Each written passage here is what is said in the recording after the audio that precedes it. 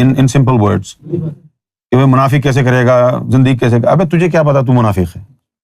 تیرے پاس اگر اتنی یعنی طاقت ہوتی, اتنا تصرف ہوتا کہ تو اپنے آپ کو پہچان لیتا کہ تو مومن ہے یا منافق, اتنی طاقت ہوتی تو منافق ہی ہوتا. جن کے پاس اتنی طاقت ہوتی ہے وہ منافق ہوتے ہیں, اپنے آپ کو پہچان لیں. جو تم کو کس نے بتایا کہ تم منافق ہو؟ کیسے پتا چلا؟ پتا بھی ہے منافق کون ہوتا ہے. سنو, ایک تو یہ ہے نا کہ زبان تو اللہ اللہ کرتی ہے, دل نہیں کرتا. یہ منافق نہیں ہے. کیوں نہیں ہے منافق؟ یہ ابھی پتہ ہی نہیں ہے کہ اس کے دل میں وہ طاقت ہے یا نہیں زندہ ہونے کی. منافق تب پتا چلے گا جب مرشد بتائے کہ اس کے دل کے اوپر کفر لگا ہوا ہے, اس میں اللہ کا نور جا ہی نہیں سکتا. ثم رددناہ اسفل سافلین, جس کو اللہ رد کر دیتا ہے وہ منافق. تجھے کیا پتا کہ تجھے اللہ نے رد کیا ہے یا قبول کیا ہے؟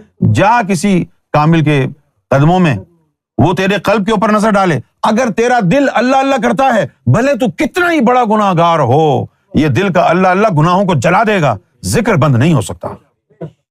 اور اگر ایک دفعہ ذکر چل گیا, بھلے کتنا ہی بڑا گناہ گار ہے, منافق نہیں, تو مومن ہی رہے گا, گناہ گار ہو صحیح. بھائی حضور پاک صلی اللہ علیہ وسلم کی صحبت میں جو صحابہ کرام بیٹھتے تھے وہ گناہ نہیں کرتے تھے نا. تبھی تو قرآن مجید میں آیا کہ اے مومنوں, جب تم سے کوئی فحش کام ہو جائے تو حضور کے پاس صلی اللہ علیہ وسلم کے پاس جا کر ان سے کہو کہ وہ مغفرت کریں, اور اگر رسول اللہ تمہارے لیے مغفرت مانگیں تو ہم تمہیں معاف کر دیں گے. یہ ہمارے لیے اتری تھی, یہ صحابہ کے لیے اتری تھی پہلے.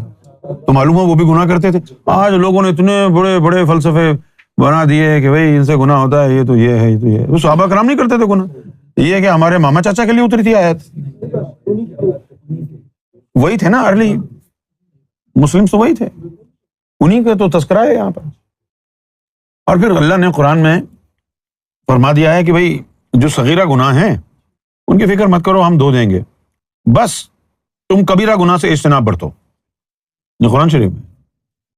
اچھا, اب کہا کہ بھائی جو گناہ ہیں بڑے والے گناہ کبیرہ جن کا تم کو منع کیا ہے, تو وہ اگر نہ کرو تو وَنَدْخِلْكُمْ مَدْخَلًا كَبِيرًا, تو وہ اپنے کرم سے اپنے رحمت میں تمہیں داخل کر دے گا. چھوٹے گناہ جو ہیں تمہارے گناہ صغیرہ ان کو معاف کر دے گا. اب دیکھو, یہ جو عقیدہ قرآن سے بنے گا نا, یہ عقیدہ ہوگا درست. تو قرآن ہمیں کیا عقیدہ دے رہا ہے کہ ہم صغیرہ گناہوں کے بارے میں پریشان نہ ہوں. کیوں نہ ہو پریشان؟ اللہ کے مطابق یہ ہے کہ وہ ہوتے رہیں گے جب تک اس دنیا میں ہو اور نفس لگا ہوا ہے. تو ہم نے جھوٹی جو ہے وہ کہانی کرنے کی کیا ضرورت ہے؟ یہ لوگوں کو تاثر دینے کی کیا ضرورت ہے جو ہم تو بڑے پارسا ہیں.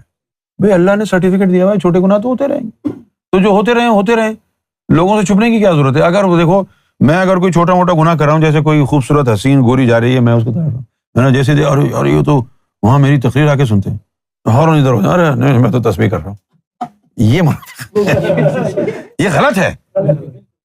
یہ چھوٹے چھوٹے گناہ اللہ معاف کر دے گا, پرواہ نہیں کرو. ظاہر شاہ دیکھے, فہیم دیکھے, کوئی بھی دیکھے, بولا ہاں جی اللہ کا بڑا کرم ہے, چھوٹے چھوٹے گناہ تو معاف ہو جائیں گے. اچھا, یہ تو مذاق تھا, کیونکہ ایک حدیث شریف میں آ رہا ہے کہ جس کے دل میں رائی برابر بھی تکبر ہوا وہ جنت کے قابل نہیں.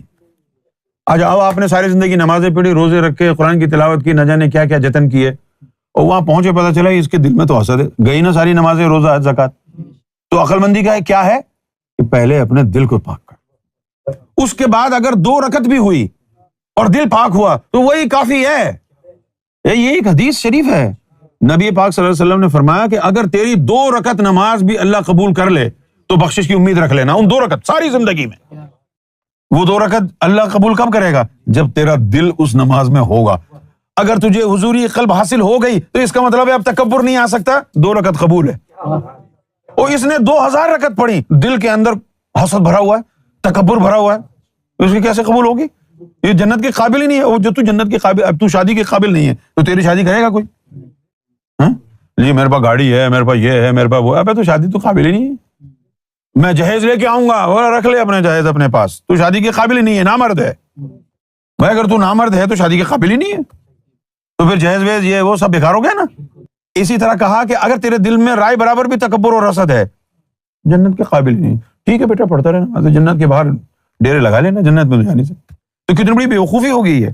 تو عقل مندی کیا ہے کہ دل کو حسد تکبر سے پاک کریں.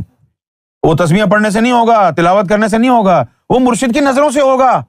تجھے گوہر شاہی کے قدموں میں آنا ہوگا، گوہر شاہی کے قدموں میں آنا ہوگا، کیونکہ نجات صرف وہاں، گوہر شاہی کے علاوہ کوئی قلب زندہ کر ہی نہیں سکتا، وہاں آنا ہوگا۔